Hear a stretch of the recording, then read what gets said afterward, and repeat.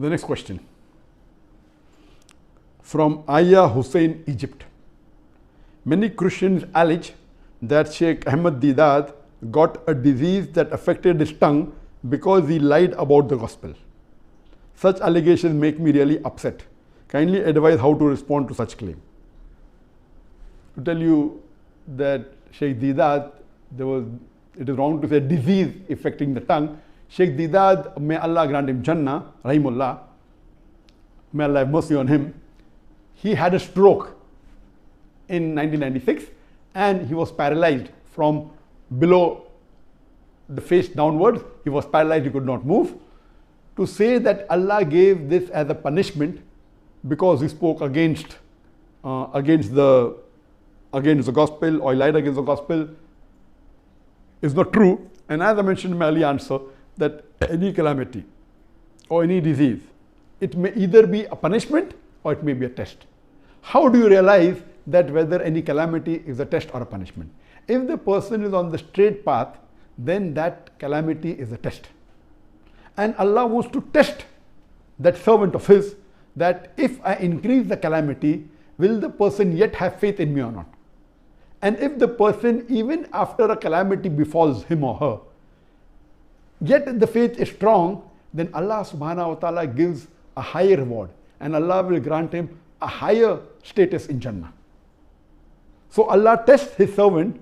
That's the reason our beloved Prophet said, the maximum difficulties amongst the human beings are put on the Anbiyas, on the prophets, on the messengers of Allah, because they have the highest caliber. So compared to the other human beings, all the Anbiyas, and Allah subhanahu wa ta'ala sent 124,000 prophets on the face of the earth. All these prophets were tested much more than a normal human being. That means they will get a much higher status in Jannah than the other human beings. If it's a punishment, then it is for those people who have committed a sin. So if a person has sinned and has gone against the commandment of Allah subhanahu wa ta'ala, that calamity is a punishment.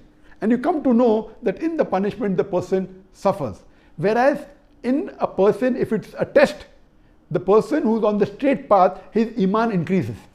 And as far as Sheikh Didat is concerned, alhamdulillah, I knew him very closely. I was one of the first few people that when he got the stroke, I had just performed my Hajj and I flew from Saudi Arabia straight to South Africa, and alhamdulillah, I personally met him.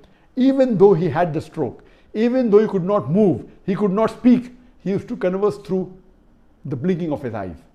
There was a chart that was kept behind him, which had 1, 2, 3, 4, 5 rows. Each row had A, B, C, D, first row, then second row, F, G, H, I. And this way, if we have to converse, which was 1, 2, so he used to blink. That means he wants to choose a letter from second row. Then from second row we start. F, G, H, I. So I. So he blinks an I. So then I. So in this way, he could convey his message by spelling it out. And once you get used to it, you can do it very fast. So he used to converse even by the blinking of his eyes. And I know that even on bed, when he could not move, when he could not speak, he had did dawah. There were Christians who came to meet him, there were Christian missionaries who came to meet him, non-Muslims, and through dawah he was even able to revert some of the non-Muslims, alhamdulillah. He wrote long messages and he even encouraged me, and he even dictated a message on the plaque. The best award that I've got from anyone, the best plaque, is the plaque given by Sheikh Ahmed Didat to me in the year 2000, in which he dictated the message that, son, what you have done in 4 years had taken me 40 years to accomplish, alhamdulillah. So this he dictated with his eyes, even though he could not speak. And that plaque really, mashallah, gave a lot of encouragement to me. And if there is a person who is responsible, who is a catalyst for me to change from a doctor of a body to a doctor of a soul, it is Sheikh Ahmed Didat. And inshallah, even he will get all the thawab, that whatever little bit I've done in the field of dawah, may he get the thawab without reducing my thawab. So alhamdulillah, Sheikh Ahmed Didat was for 9.5 years on the bed. He could not move, but yet you could see his passion. You could see his striving for dawah. So according to me, if you see the striving, you see the passion. There was no remorse in in him that what he did was wrong. He continued his dawah. This means Allah subhanahu wa ta'ala, according to me, wanted to give a higher status to Sheikh Didat. He got the stroke in 1996 at age when he was 78 years old, and he was in bed for 9 years. Allah tested him, and I believe Sheikh Didat, alhamdulillah, passed the test with flying colors, and inshallah Allah will reward him a higher status. And that reminds me that many people tell me, oh, Dr. Zakir, because he's doing dawah, he's been harassed and he's been attacked by the enemies. Believe me, I did hijrah.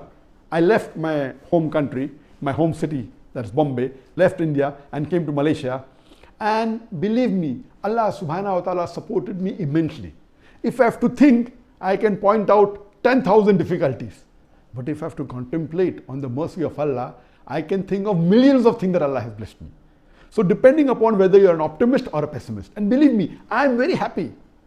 Whatever difficulties that came, they were nothing compared to the blessing that Allah has given me, to the ni'mah that Allah has given me. I'm continuing my dawah. I'm not stopping my dawah. So people are saying, oh, see, Zakir got a punishment and the Indian government went against him. It's not a punishment. It is makru makarallah, makru makaru wallahu khairul makirin. They, the unbelievers, they plotted and planned. Allah to plan. Allah is the best of planners. This BJP government, the Indian government, they planned against the Muslims and they did it. And one of the planning was to remove me out of the country so that, because of the popularity, so that they could continue the injustice on the Muslims. But alhamdulillah, Allah gave me a better country. And mashallah, my dawah has increased. It hasn't stopped. I'm continuing. So these are tests. And I pray to Allah subhanahu wa ta'ala, may He accept my effort. And may He give me a higher status in Jannah.